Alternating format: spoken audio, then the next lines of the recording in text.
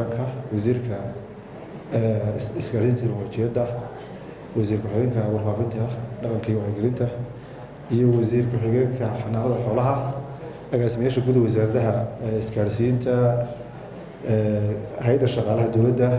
iyo dastuurka iyo dhammaan agaasimo waaxyada kala duwan ee halkan fadhiya runtii waxaan leeyahay marka hore asalaamu calaykum waraxmatullahi wabarakaatu runtii waxaa inoo sharafa caawa inaan kasoo qayb galno xafladda lagu soo bandhigayo laguna daahfurayo boortalka guud amba degelka soomaaliga marka loo dhigay degelka dowladdu isticmaali doonto ay diyaarisay wasaaradda warfaafinta iyo wasaaradda isgaarsiinta iyo teknolojiyadda runtii dhinaca markaan ka eegno annagu waxaan ka eegi doonaa runtii waqtigoo kooban faa'iidooyinka uu leeyahay boortalkan amba degelkan uu leeyahay marka laga hadlayo dhinaca maamul wanaagga runtii waxaan ognahay 2020 buu komishanka maamul wanaagga ku sameeyey baaritaano kala duwan oo la xidhiidha maamul wanaagga oo dowladaha hay'adaha dowladda laga eegayey dhinacyo badan runtii markaa waxaa ka mid ahaa isticmaalka emailka dowladda waxaa runtii markaa 2020 noo soo baxday in badiya dhammaan hay'adaha dowladdu aan isticmaalin waxa la yidhaahdo email u gaara oo dowladdu leedahay oo isticmaalaan waxa la yidhaahdo gmail ay madax bannaan amba yahoo iska madax bannaan oo qofku leeyahay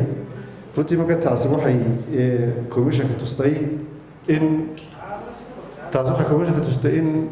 runtii waxyaalaha maamulnaga ugu muhiimsan oo ah banyaalnimada amba transparency-ga shaqaalaha iyo shaqada la qabanayo runtii meesha ka baxsan tahay waxaan markaa ognahay in wasaaradda warfaafintu noo soo baxday wasaaradda isgaadhsiinta iyo teknolojiyaddu qaranka xil saarantay marka runtii aad baan ugu mahadnaqaynaa in wasaaraddu ay diyaarisay boortalkii waxaan ognahay marka shaqada la qabanayo ee email gaara la isticmaalayo private waxaa jiraya in qofka xilka marka laga bedelo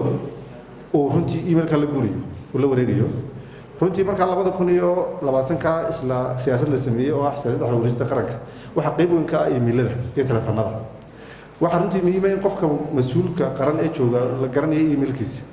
oo marka wasiirka la bedelo wasaaradda loo bedelo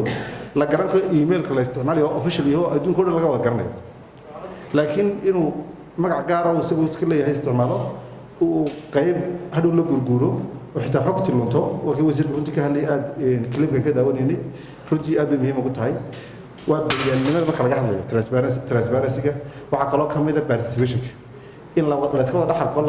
laga wada qayb qaato oo la ogyahay warqaddii la diray amba emailkii la sugayay dhammaan dadkoo dhan ka wada qayb galeen oo la soo diray waa qayb ka mid ah waxaa kaloo runtii qayb ka qaataa oo qaybta maamul wanaagga qayb ka ah accountability-ga oo isna isla xisaabtu qayb ka yahay oo waxaa la eegayaa maadaama wasiirka lagu wada jiro in shaqadii la qabtay xilligii loo qabtay ay ku dhacday in kale oo markaa waa qaybta isla xisaabta keedu runtii waxaan soo dhaweynaynaa mar labaad iyo mar saddexaadba wasaaradda isgaarsiinta soo dhaweynaynaa shaqada qaranka oo hayso waxaan filayaa marka hore tijaabo ku jiray komishanku wuxuu ka mid ahaa hay'adaha ay u samaysay wasaaraddu oo waan isticmaalnaa laakiin wasaaraddu markaa runtii aad si dhow wada shaqeyno oo ka wada shaqeynay qorshahan ka wada shaqeynay in loo sameeyo wax la yiraahdo annual work plan software loo sameeyo annaga iyo wasaaradda qorsheynta iyo wasaaradda isgaarsiinta ka wada shaqeynay